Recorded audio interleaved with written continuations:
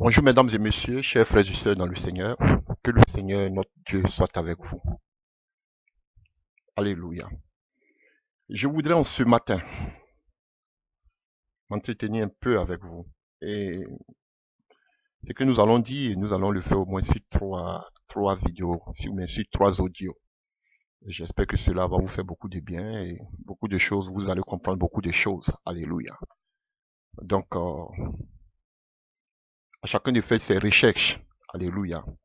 Je ne détiens pas la science infuse, mais à chacun aujourd'hui, chacun peut faire des recherches partout. Alléluia.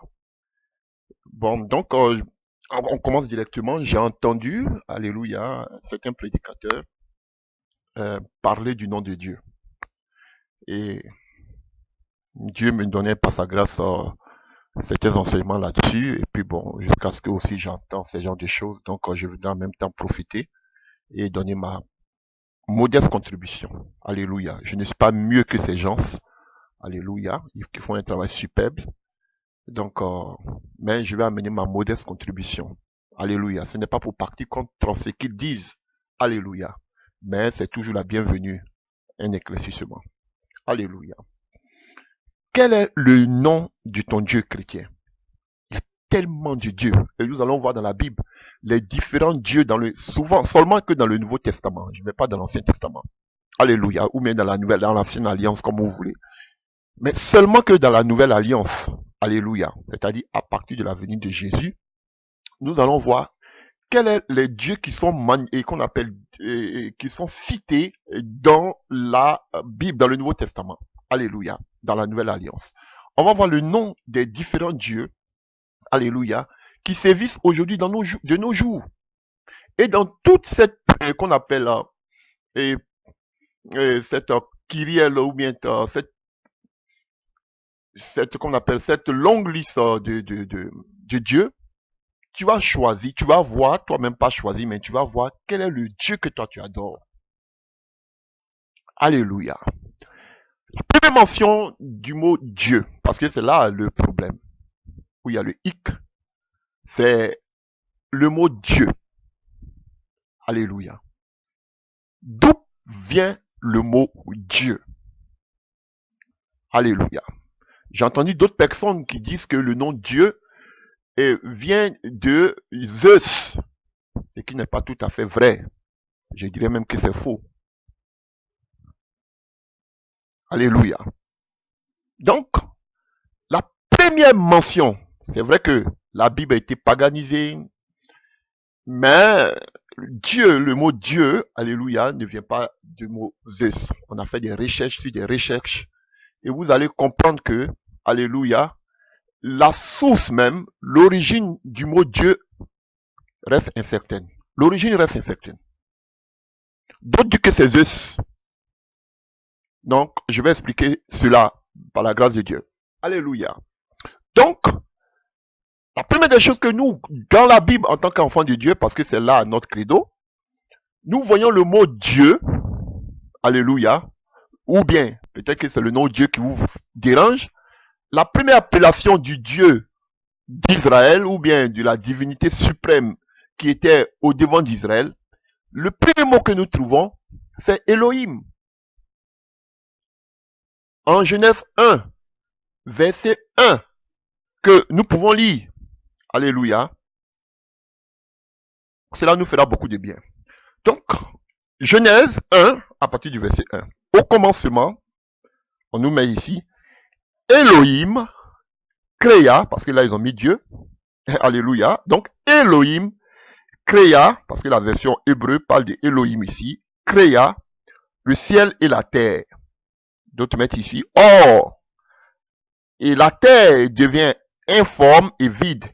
Et quand vous allez prendre la version, la Septante, qui est la version grecque, alléluia, de la Torah, alléluia, on nous dit que la terre devient, alléluia, invisible et vide. Eux, à la place de informe, tohu bohu, eux, ils ont mis invisible et vide. Donc, ça, c'est la version la Septante.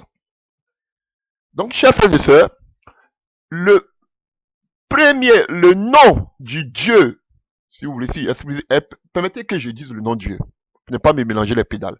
Le nom du Dieu d'Israël, la première appellation du nom du Dieu d'Israël, c'est Elohim, dans toute la Bible.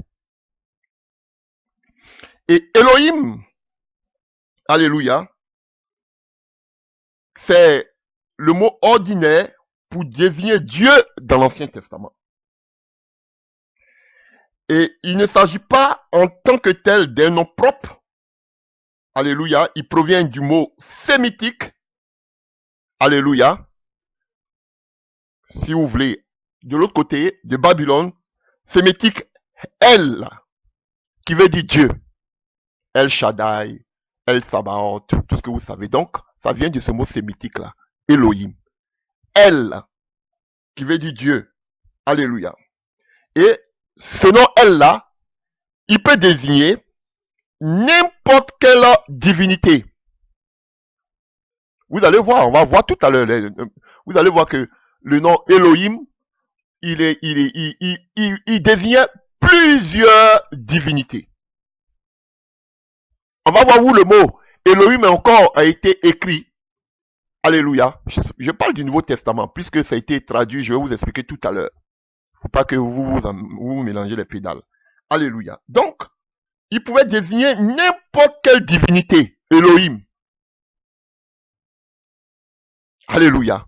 Donc, si vous dites que vous faites la traduction de votre Bible, que vous dites Elohim, c'est juste. Je suis d'accord, parce que Dieu, l'origine du mot Dieu, est d'origine païenne. Maintenant, si vous dites Elohim, ok, je suis d'accord, parce que c'est la première appellation du Dieu d'Israël ici, Elohim. Mais Elohim aussi ne signifiait pas seulement le nom du Dieu d'Israël, mais il signifie aussi le nom des idoles. Ah oui. Les idoles s'appelaient aussi Elohim.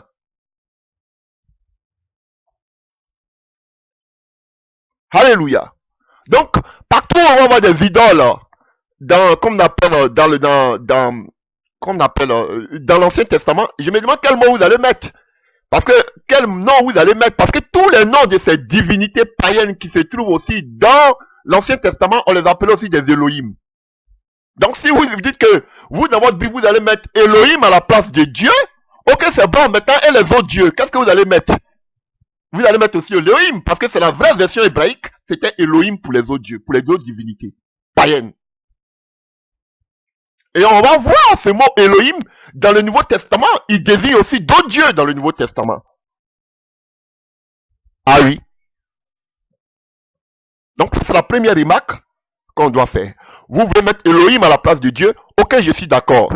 Mais aussi, où il y a pas de divinités païennes dans l'Ancien Testament, vous allez aussi mettre Elohim, parce que c'est ça, parce que Elohim aussi, on l'utilisait aussi pour qu'on appelle, signifier aussi le nom de Dieu, de toutes sortes de dieux. Donc, vous êtes tenté de lever une polémique. C'est pas parce qu'on ne sait pas, mais on sait. Vous voulez tellement bien faire que maintenant, quand vous serez confronté au nom de Dieu païen, maintenant je me demande quel nom vous allez mettre. Parce que, bibliquement parlant, en hébreu, c'était aussi, ces divinités païennes aussi prenaient le nom d'Elohim. Premier point.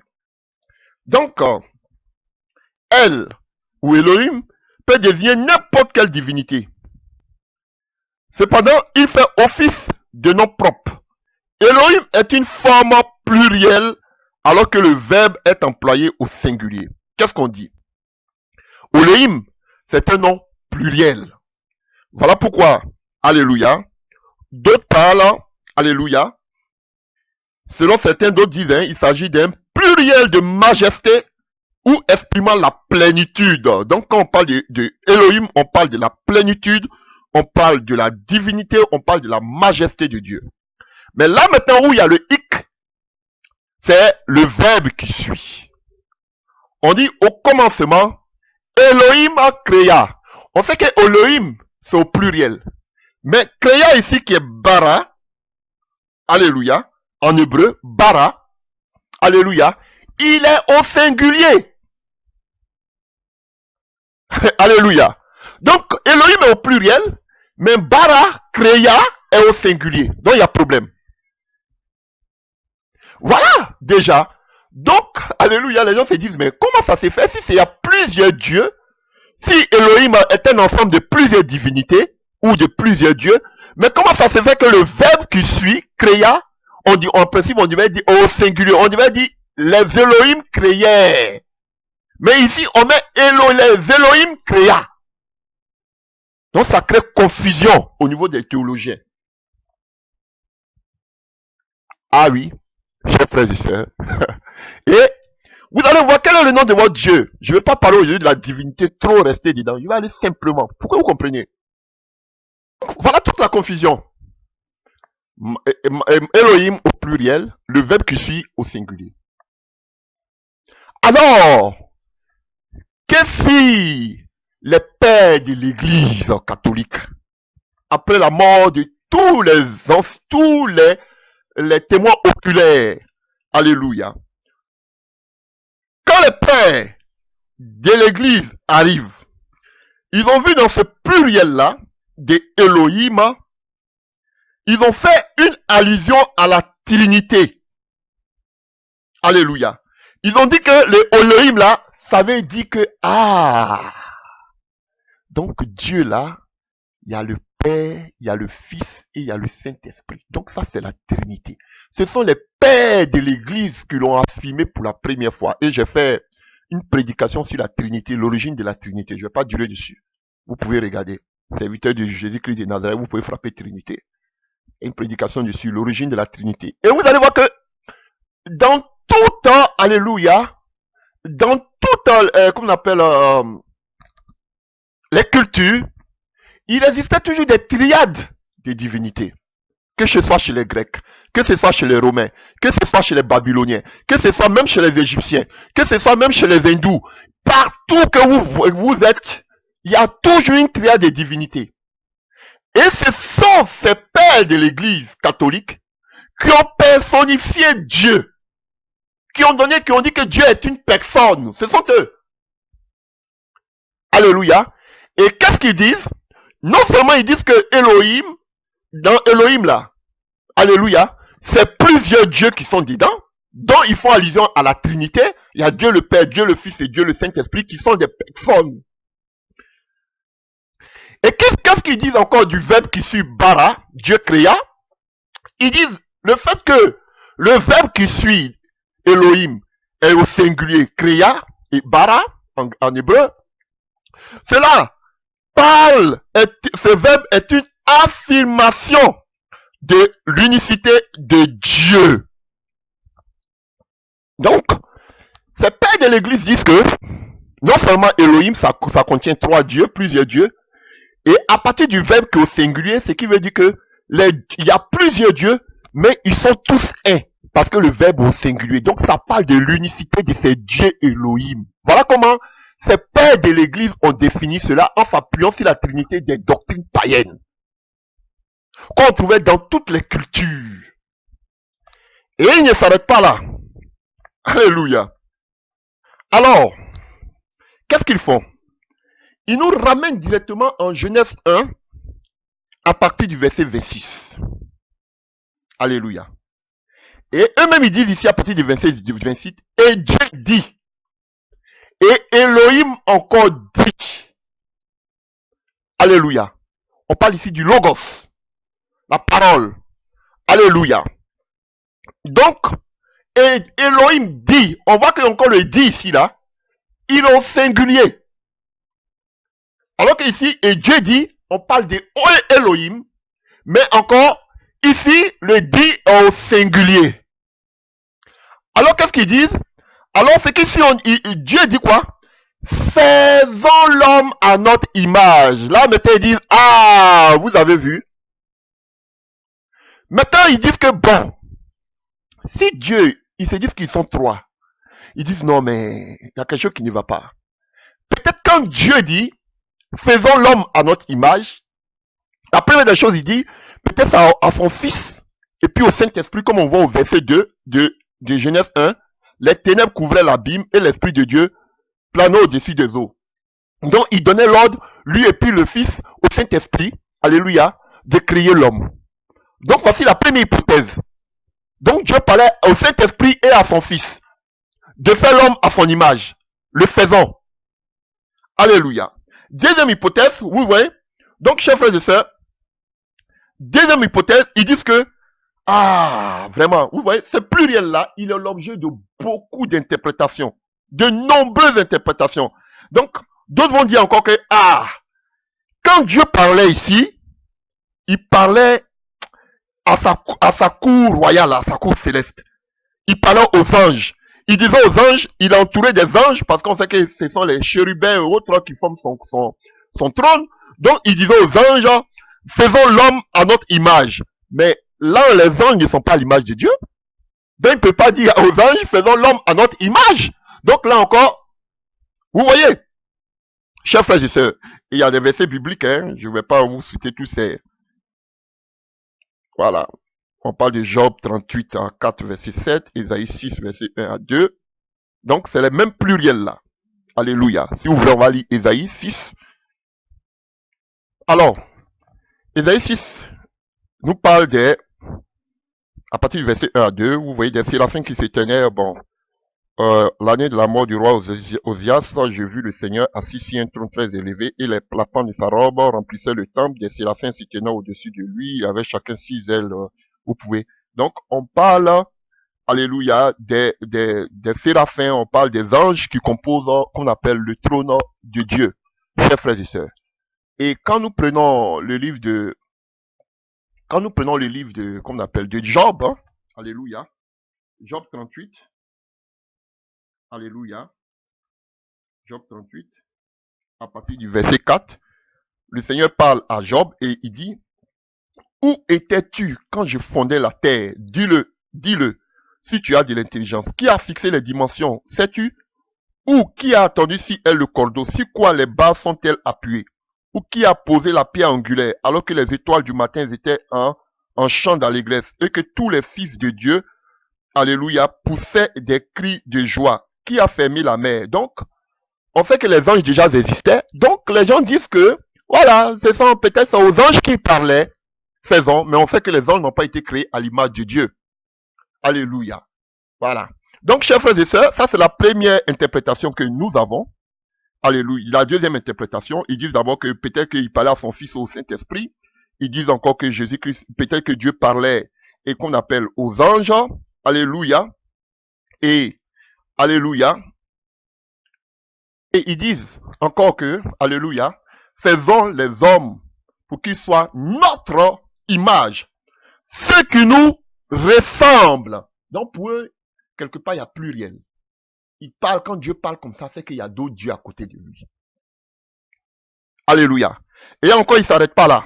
Donc, pour eux, c'est-à-dire, l'hébreu est un singulier collectif. Comme tout à l'heure, j'ai parlé, alléluia, de qu'on appelle de la plénitude et de la qu'on appelle j'ai parlé de pluriel de majesté. Alléluia. Donc, un singulier collectif qui a une valeur de pluriel. Donc, il peut utiliser le singulier, mais aussi qui peut aussi parler du pluriel dans la langue hébraïque. Alléluia. Et encore, on va au verset 27. On nous dit, Elohim créa les hommes pour qu'ils soient son image. Vous voyez? On nous dit pour qu'ils soient pas leur image, mais lui son image. Alléluia. On parle d'une seule image. Donc il y a une confusion totale. Et encore, ils disent quoi? Lui, il les créa.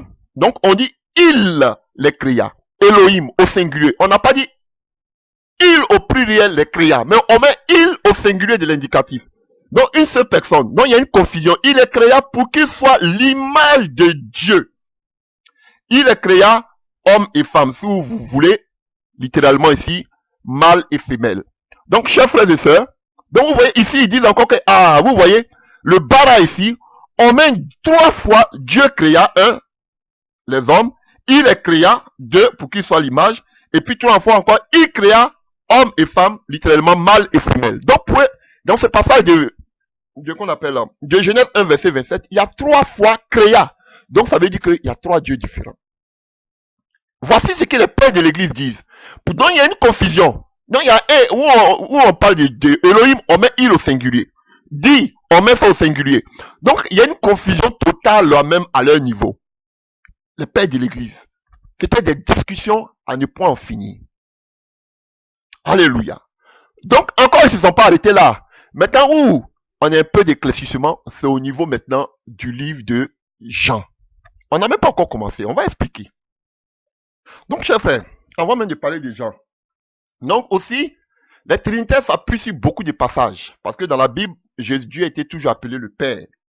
Alléluia. Jean 5, 18, Jean 13, 3, Jean 16, 27 à 30, Ephésiens 5, verset 20. Alléluia. On parle aussi du Fils. En Matthieu 1, verset 23, Jean 20, verset 28, Romains 9, 5, Tite 2, 13, 2 Pierre 1, 1, 1 Jean 5, 20. On parle toujours du Père et du Fils. Et aussi, il y a plein de passages qui parlent. Et du Saint-Esprit. Alléluia. On voit 2 Pierre 1, 21, 1 Corinthiens 6, 19, 2 Corinthiens 6, 19, 1 Corinthiens 3, verset 16. Donc, il y a plein de passages qui parlent du Père. Parce qu'on prend Dieu dans la Bible toujours comme étant le Père dans le Nouveau Testament. Il y a le Fils, Jésus-Christ.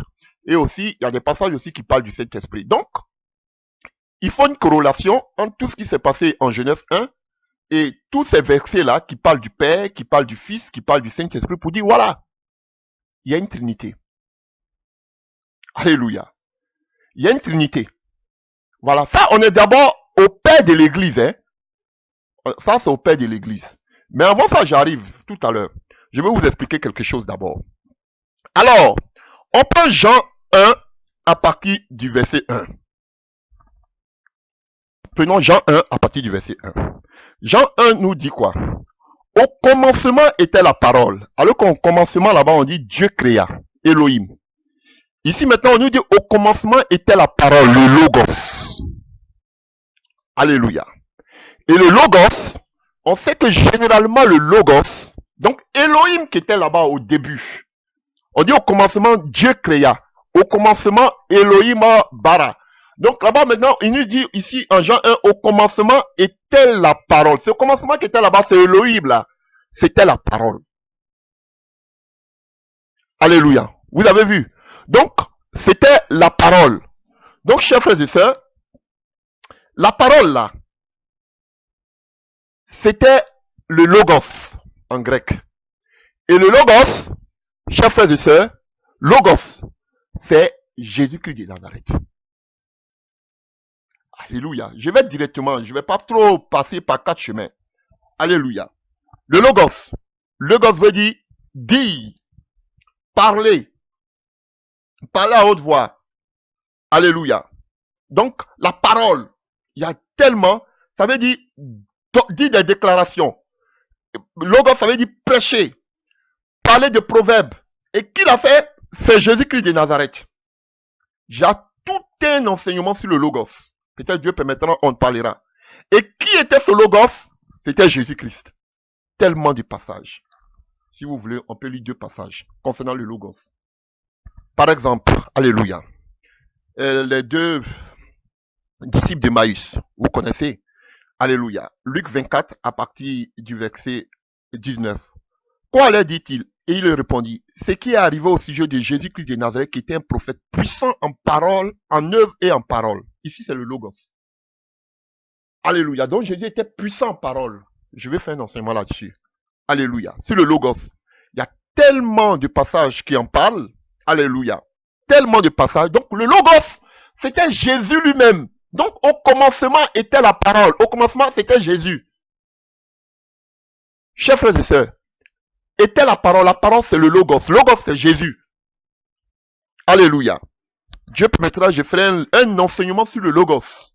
Pour savoir que le logos, la parole, alléluia, la parole de Jésus-Christ, la parole dont parle Jean 1, c'était Jésus lui-même. Et nous continuons. Donc, voici la première explication. Alléluia. Je reprends mon texte, Jean 1, que je cherche rapidement. Jean 1. Voilà. Au commencement était la parole. Logos. Les pères de l'église disent. Donc vous avez vu Jean 1, au commencement était la parole. Logos, c'est Jésus. Donc on reconnaît que Alléluia, c'est Jésus. Mais on ne s'arrête pas là. Ils disent que, et la parole était avec Dieu. Ah, vous avez vu? Ils disent encore que donc, maintenant la parole était avec Dieu, Elohim. Donc maintenant, parce qu'ils mettent la différence entre Dieu et la parole. La parole c'est Logos. Mais ici maintenant là, Alléluia, on parle de Théos. J'arrive à là, je ne voulais pas prononcer le mot, mais on parle de Théos. Alléluia. Donc ils mettent la différence entre le Logos et Théos, qui est Dieu. Alléluia, en grec. Alléluia, qui est Elohim aussi. Alléluia. Donc ils mettent la différence. Ils disent que, ah, vous avez vu, on a vu la parole qui est le Logos. Maintenant, on voit Théos. Alléluia. Ça n'a rien à voir avec Deus. Non, c'est pas vrai. Alléluia. Vous voyez, qui est Théos. Et maintenant, qu'est-ce qu'ils font? Ils disent que, donc, on a parlé du Fils, on a parlé du Père. Pour vous dire qu'il y a une trinité. Donc maintenant, chers frères et sœurs, où ils ont la confusion, c'est que maintenant, la suite nous dit que, Alléluia, et la parole était Dieu. Vous voyez? Donc on voit qu'il y a le Logos, il y a le Théos, mais et que le Logos là, c'était maintenant Théos. Donc ça devait une personne. Et ils disent non, non, non, non, non, non, non. Non, ils sont un, il y a l'unicité. Ils sont tous, ils sont des dieux différents comme la trinité des personnes, mais ils sont un. Voilà pourquoi les catholiques disent que c'est trois dieux différents mais qui forment une seule personne. Tout vient de là. Et ils s'appuient sur Jean 1 à partir du verset 18. Personne n'a jamais vu Dieu. Le Fils unique qui est dans le sein du Père est celui qui l'a fait connaître. Donc pour eux dire que, ah, voilà ce qu'on dit. Donc, c'est-à-dire que Jésus-Christ est dans Dieu. Frère, vous voyez, ils refusent de comprendre qu'il y a un seul Dieu. Donc, ils s'appuient sur des passages pour pouvoir exprimer qu'on appelle leur trinité qui est d'origine païenne. Parce qu'ils étaient presque tous des païens. Tous des idolâtres. Alléluia, les pères de l'église. Alléluia. Chers frères et sœurs. Donc, ça c'était l'explication que je voulais dire par rapport au peuple d'Israël. Donc, qu'est-ce qui se passe? Alléluia. J'ai entendu des frères dire, que le mot Dieu vient, alléluia, de qu'on appelle de Jérôme. Alléluia. Ce n'est pas vrai. Alléluia. Ça ne vient pas de Jérôme, chers frères et sœurs. Ce que je voulais vous dire déjà, c'est que le mot Dieu, dans la version française, alléluia, vient de Théos. Oui. Et quand vous parlez de Deus, alléluia, vous parlez de Deus, je vais vous donner l'explication maintenant. Chers frères et sœurs, nous avons la version grecque, alléluia, la traduction de la version grecque de la Bible hébraïque qu'on appelle la Torah, qui était la Bible hébraïque, la Torah a été, alléluia, traduite en grec, à un grec ancien, alléluia, vers 270 avant Jésus-Christ de Nazareth. La prophétie de Daniel, vous savez qu'il y a eu Babylone, l'empire médo-perse, et après il y a eu qui? Il y a eu la Grèce, avant les Romains. Donc 270 avant Jésus-Christ, à Alexandrie, j'ai déjà parlé de cela, alléluia, c'est là que il y a eu la traduction grecque, la Septante. C'est qu'ils étaient 72, après 2, ils ont enlevé 2, ils sont devenus 70. Donc on appelait cette version-là, et qu'on appelle de la Torah en grec, on l'appelle la Septante. Et c'est là, alléluia, pour la première fois, alléluia, qu'a été traduite, alléluia, qu'on appelle la version grecque de l'hébreu de la Torah en Alexandrie, 270 avant Jésus-Christ. Et c'est là qu'a été introduit pour la première fois le mot Théos. Alléluia. À la place de Elohim. En grec. Alléluia. Qu'est-ce que je dis? Donc, le mot théos là, alléluia, ça parle des divinités. Alléluia, des divinités, que ce soit des divinités païennes, ainsi de suite. Donc, sa source même du mot théos là, on n'a pas de source. Nous, on a cherché partout. Quand on me dit que Dieu, théos, ça vient de Zeus, ce n'est pas vrai. Et je vais vous prouver ça tout à l'heure. Donc, les Grecs ont traduit Elohim, le nom du Dieu d'Israël, par théos. Alors que théos, c'est au singulier. Puisqu'on dit que Elohim, c'est un pluriel, en principe, il devait mettre T-I. T-O-I. Ça veut dire T-H-E-O-I. T-O-I. En principe, il devait qu'on appelle traduire Elohim par T-O-I au pluriel. Mais ils n'ont pas mis qu'on appelle Elohim au pluriel par T-O-I. Mais ils ont traduit plutôt Elohim par Théos, le singulier. Je vous dis pourquoi maintenant. Toutes ces nations-là étaient des nations polythéistes. Rome, je vous ai parlé, Grèce. En Grèce, mais il y avait tellement de dieux. Il y avait plus de 12 divinités, dont à la tête était Zeus.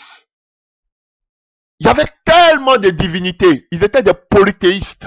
Alléluia.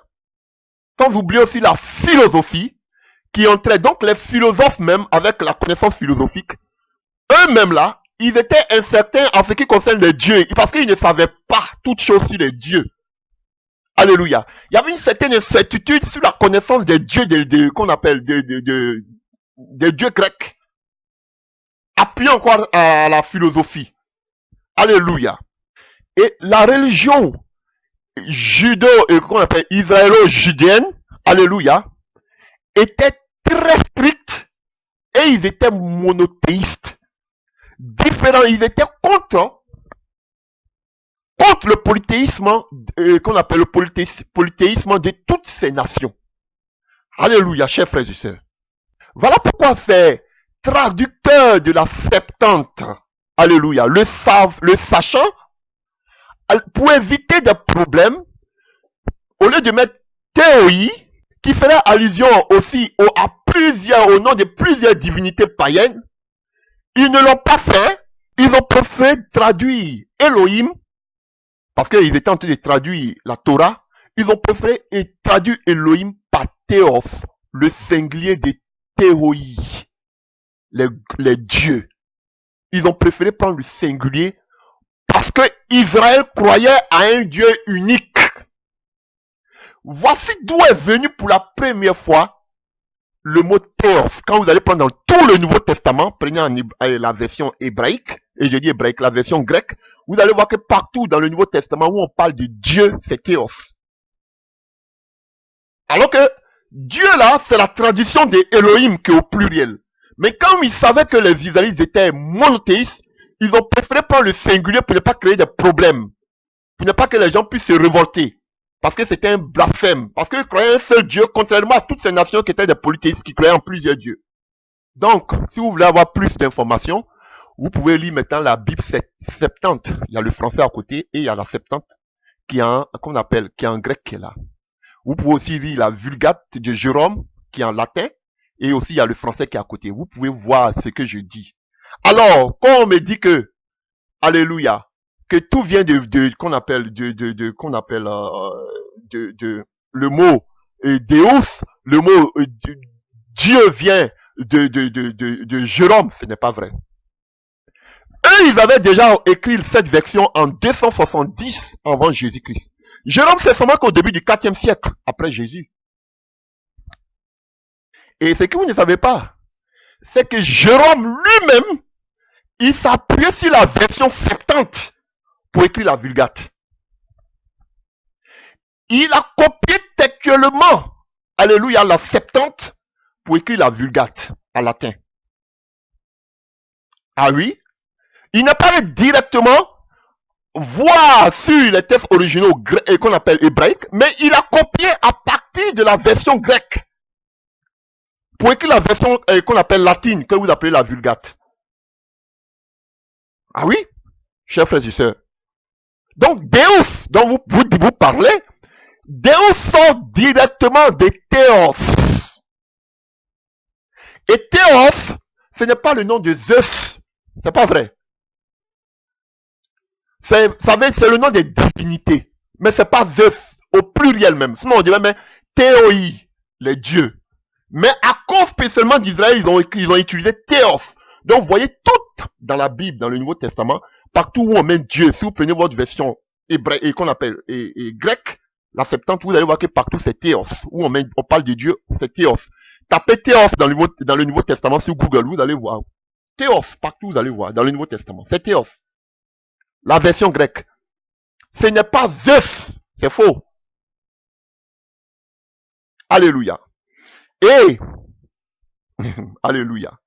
Et donc c'est Théos en grec, Deus en latin, qui est devenu maintenant Dieu en français, qui vient, alléluia, du latin Deus, alléluia, qu'on appelle des dies, qui veut dire jour, et dulivinium, alléluia, le ciel, alléluia, dies, alléluia, vicarius Dei, alléluia. Donc vous voyez, donc Dieu, ça veut dire le jour, donc Dieu. C'est ça qui est arrivé chez vous les Français, dans la version française. Ça n'a rien à voir avec Zeus. Non. Dieu là, Théos là, le mot même est certain, c'est un vieux grec. On a cherché partout qu'on était en théologie. Donc ça ne vient pas de Zeus, c'est pas vrai. Et encore pour vous confondre. Alléluia. Dieu merci, on bénit le Seigneur. On nous parle de Zeus. Alléluia, dans le Nouveau Testament, n'est-ce pas? Allons-y. Et je voudrais dire, pour ne pas que j'oublie, les Romains, et aussi un peu de latin, parce que qui parle de latin, hein? Alléluia.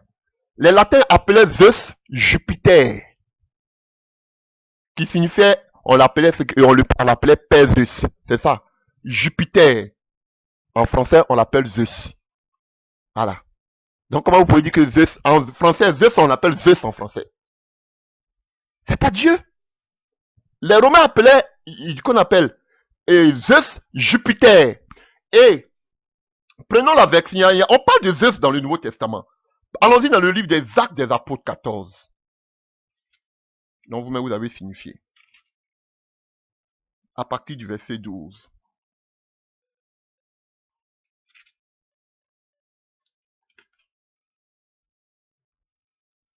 Alléluia. Vous voyez? Directement ici, j'ai une version. Dans d'autres versions, ils vont vous dire qu'ils appelaient Barnabas.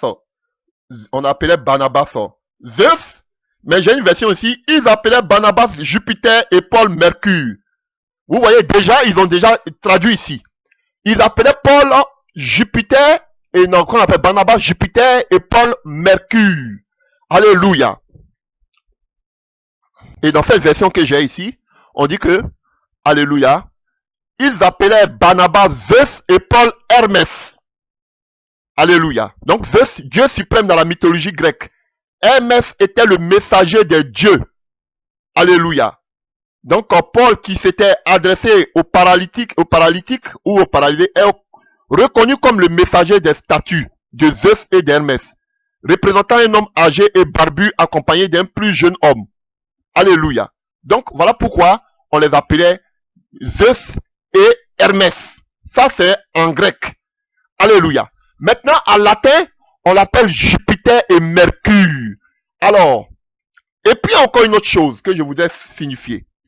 Quand maintenant je prends cette version, alléluia, dans la Vulgate, donc comme on vous dit, dans la version latine du Nouveau Testament, voilà ce qui est écrit en Acte 14, en partie du verset, alléluia, à partir du verset 12. Je vais lire, permettez que je lise un peu en latin. Bon, je parle couramment l'italien, donc je peux me débrouiller un peu en latin.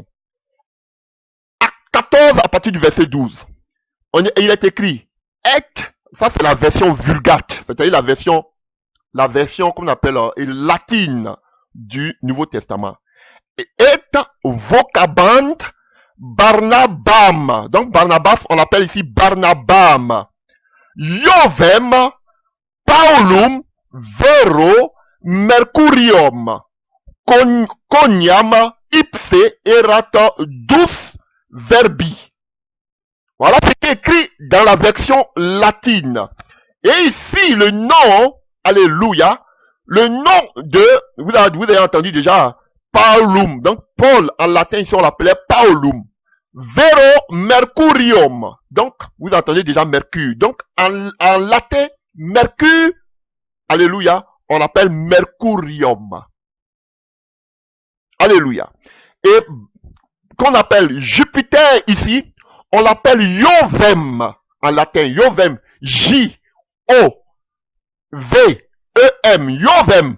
C'était le nom pour de Jupiter ou le nom de Zeus. Donc, on l'appelait aussi Jovis. J-O-V-I-S. Ou bien Jovi. Seulement avec I. Ou bien Joves. Ou bien Jovum. Ça, c'était le nom de Jupiter. Alléluia. De Jupiter. Alléluia. De Jupiter ou de Zeus en latin. Et c'est ce qui est écrit dans ce passage-là. De Acte 14, verset 12. Le nom de Jupiter, ils ont mis Jovem. Donc, si vous me dites que le nom de Deus, c'est le nom de Jupiter, en principe aussi, on doit avoir Deus ici. Parce qu'on parle de Jupiter, vous dites que Jupiter, son nom, c'est Deus.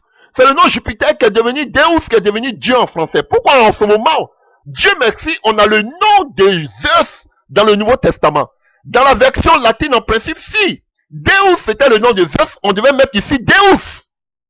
Mais quand on prenait la version latine, la Vulgate dont vous êtes en train de parler de Jérôme, le nom de Zeus ici, ils ont mis Jovem, qui est le nom, ou bien Jovis, ou bien Jovi, ou bien Joves, ou bien Jovum. C'était le nom, alléluia, de Zeus en latin. Pour vous dire simplement, frère, que le nom Dieu, ça vient d'un vieux grec. Nous, on a fait des recherches dessus. C'est incertain. C'est pas le nom de Zeus. C'est faux. Alors, chers frères et sœurs, donc tout simplement, Elohim, qui était le nom du Dieu d'Israël, Dieu merci, Dieu permettra que cela soit retranscrit dans le livre de Jean 1, verset 1, alors que nous savons que le Logos, alléluia, c'est Jésus-Christ de Nazareth. Alléluia. Et c'est le Père de l'Église s'appuyant sur la Trinité. C'est écrit blanc sur noir. Ils se sont dit qu'il y a une Trinité, une terre de divinité. Ce sont eux qui ont amené la personnalité. Il y a un Dieu le Père, il y a un Dieu le Fils, il y a un Dieu le Saint-Esprit. Ce sont des personnes. Ce sont les pères de l'Église. La Bible ne nous a jamais dit Elohim était une personne. Non. Alléluia, chers frères et sœurs. Donc, si vous voulez changer Elohim dans toutes vos versions de Bible, je suis d'accord. C'est le Dieu d'Israël. Alléluia, gloire à Dieu. Mais partout aussi, tous ces démons, ces dieux, ces divinités, là aussi, vous devez mettre aussi Elohim. Parce que aussi, Elohim signifie aussi le nom de ces dieux païens. Ah oui, donc aussi, c'est pas une certitude. Parce que Elohim, c'était le nom qu'on donnait à toutes les divinités païennes comme le Dieu d'Israël. Maintenant, Dieu devait faire la différence par la manifestation de sa puissance. Et c'est ce qu'il a toujours prouvé avec Moïse et les autres. Parce qu'eux aussi, ils avaient des divinités qui s'appelaient Elohim. Alléluia. Donc si vous dites que notre Dieu est Elohim, maintenant ça porte aussi en confusion. Parce qu'il y a les dieux païens aussi qui s'appellent Elohim. Voilà pourquoi, alléluia. Voilà pourquoi, devant Elohim, Jésus mettait toujours, Dieu disait toujours quelque chose. Qu'est-ce qu'il disait? Il dit, je suis, vous prenez Matthieu, par exemple 22, à partir, alléluia, à partir du verset 32. Matthieu 22, à partir du verset 32. Il dit, je suis le Dieu d'Abraham, le Dieu d'Isaac et le Dieu de Jacob. Dieu n'est pas le Dieu des morts, mais des vivants. Donc, il se démarquait de ses autres Elohim en disant qu'il était le Dieu d'Abraham. Abraham n'était pas polythéiste, il était monothéiste. Isaac était monothéiste, Jacob était monothéiste. Voilà pourquoi il se définissait comme étant le Dieu. Il pouvait s'identifier en partie de ses serviteurs. Il pouvait dire, je suis le Dieu d'Élie, parce que les Sidoniens et autres adoraient des dieux, plusieurs dieux. Mais Élie adorait le Dieu vivant d'Israël. Voilà pourquoi il disait, je suis le Dieu d'Israël. Je suis le Dieu d'Abraham, d'Isaac et de Jacob. Il s'est pour se définir des autres Elohim. Mais quand vous dites simplement Elohim, à moins que Vous employez peut-être maintenant les L, comme vous avez dit, elle là, elle Nissi, elle et consort, parce que elle aussi, ça signifie Dieu, dans la langue sémitique. Le Tout-Puissant, sa majesté, le grand, tout ce que vous voulez, voilà. Donc, chers frères et sœurs, donc attention, là où nous partons. Vous ne pouvez pas dire seulement Elohim. Non, mettez autre chose, peut-être. Je ne sais pas, devant. Voilà. Donc Dieu, il se définissait comme le Dieu d'Abraham. Mais quand vous dites Elohim tout court, chers frères et sœurs, non. Parce que les divinités païennes aussi s'appelaient Elohim. Là, je vais vous montrer cela. Alléluia. Apocalypse 14 que nous venons de lire, on va parler de ça maintenant. Vous allez voir que le nom Elohim là signifie beaucoup de choses qui a été traduit par Théos en grec. Voilà. Donc c'est de là que a été traduit en latin, alléluia, Théos est devenu Deus, que vous êtes tenté de dire. Mais la tradition latine était déjà faite avant même, la tradition grecque a été faite même avant la tradition latine. Donc vous ne pouvez pas vous dire que c'est lui qu'on appelle la tradition latine qui a amené le nom de chose qu'on appelle Deus qui signifie Dieu. Non, c'est archi faux. C'est pas vrai. Alors, 14, à partir du verset 11. Quand il vit ce que Paul avait fait, acte 14 à partir du verset 11. Quand il vit ce que Paul avait fait, les nombreux assistants criant dans une langue, dans leur langue, le lycaonien, les dieux ont pris forme humaine. Donc vous voyez ici, les dieux ici que vous voyez là, c'est Elohim. Donc, vous voyez, donc si vous voulez dire que partout on doit mettre Elohim, je suis d'accord. Donc, mais ici aussi là, les dieux ont pris forme humaine et ils sont descendus parmi nous. Donc les dieux là ici là, vous allez mettre Elohim aussi. Mais dans le Nouveau Testament, c'est Théos qui est écrit ici. Théi, alléluia, Théi. Là maintenant ils mettent la différence parce que eux ils ont mis Théos là-bas. Donc Théi, les dieux, les gothers, les dieux. Vous voyez? Et tout ça, quand vous allez prendre, si vous voulez prendre en hébreu, c'est Elohim. Les Elohim sont venus parmi nous. Donc Théos là, ça parle aussi des divinités païennes. Et pour éviter ce problème-là que, au lieu de mettre ça au pluriel, comme ici, eux ils ont dit que Israël croit seulement un seul Dieu. Donc mettons Théos, le singulier, pour avoir moins de problèmes.